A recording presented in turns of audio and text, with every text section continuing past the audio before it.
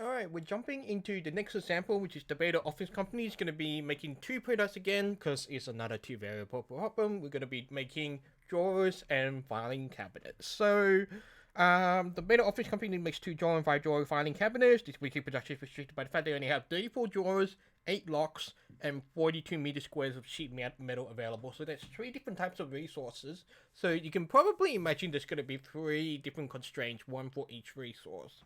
So each two drawer cabinet requires one lock, 6 sheet metal, blah blah blah. So what I'm gonna do this time is that I'm just gonna highlight each of the different resources. So it's 3 drawers, and then 2 drawers, then 5 drawers. Then I'm gonna pick another column. We've got 8 locks. Each 2 drawer cabinet requires one lock. Each 5 drawer cabinet requires one lock, and then the lucky last one, which color should I choose? 42 meter square sheet metal available, and then we're going to be using 6 and 4.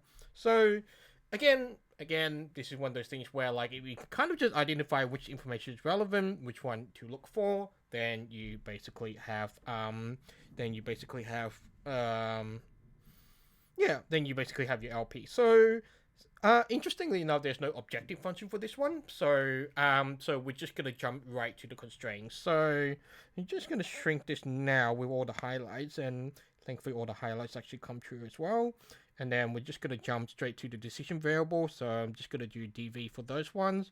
So let's see, 2 drawer and 5 drawer filing cabinets. So what I'm gonna do is that I'm gonna call the first one D2, which is going to be the number of two drawer cabinets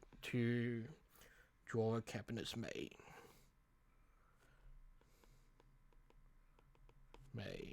Okay, I know I kind of should just say filing cabinets, but admittedly I'm kind of just thinking, oh, can I write fast enough? So and D5 is going to be the number of 5 drawer cabinets made.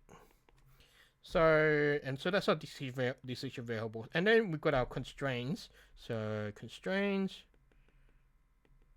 and then so for the same like before, I'm just gonna label my constraints. So the first one, as I've highlighted already, is gonna be drawers. So it's gonna be so each 2 drawer filing cabinet I make is gonna use 2 drawers. So it's gonna be 2D2. And then there's going to be plus 5d5. It's going to be less than or equal to 34. And then you should be able to follow the other two constraints pretty easily. So the locks. So the 2 drawer cabinet uses 1 lock. So that's just going to be d2, and there's going to be d5 because it only uses 1 lock as well. And it's going to use, and the total amount of locks available is 8, and then sheet metal. So we're gonna we've got 42 available. We're gonna use 6 d2 plus 4 d5, and that's gonna be less than or equal to 42. The meaning of life, apparently. All right. So that's our LP, and then now we've got our feasible region. We don't have an objective function, so we don't need to worry about that just yet. So. So assuming I'm assuming at this point that you know how to sketch linear inequality. So I'm kind of just gonna jump straight into it, really. So what I wanted. So I will. Let's put the graph on the. I really should make that a straight line. We'll make that a straight line, pretty please. Thank you. And then we'll do another straight line here. Thank you. And then what I'm gonna do is kind of just do the intercepts of each constraint at equality. So that should hopefully be reasonably easy to follow. So I'm kind of just gonna do it in order. So in drawers, gonna do that in the different colors. So the intercepts are at, so I make D2 0. Then D5 is going to be equal to 34 on 5, and this is going to look pretty ugly already. Oh boy. So if I make D5 equal to, if I make D5 equal to 0, then D2 is going to be equal to 17, 0. And then for locks, the intercepts are just going to be 0, 8, and 8 and 0. So you hopefully should be able to follow me there. Sheet metal, and and this is actually what, and you will notice that I didn't reduce you'll notice I didn't reduce the formula there. Sorry, the constraint there, because it kind of still, like, you should still be able to figure things out from there. So if I make d2 equal to 0, then d5 is going to be 42 divided by 4, which is going to be 10.5. Yep, 0, 10.5. So that should be 10.5, and then if I make d5 equals 0, d2 is going to be equal to 7. All right. So once again, I'm gonna draw those. You can do those in decimals, and I'm kind of just gonna do it by hand. So this should be relatively simple. So 34 and 5 is 6 point, just under 7, So that's gonna be 6.8.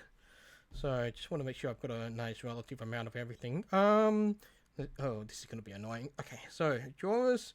So 0 to about 6.8, so that's, and I've got 17. 17 is the highest. So let's make 6.8 about here, and then 17, so 6, 12, 18, so 17 there. And then I want to be able to draw the feasible region. So this is gonna be pretty rough, so I'm not gonna be too picky about, like, oh, I should have done this this and that way. So so it's gonna be, the locks is 0880, so it kind of should be like a, I don't know how to describe it, but that's going to be 8, and that's going to be 8. And then I really should label the others. So 34 on 5, and that's 17.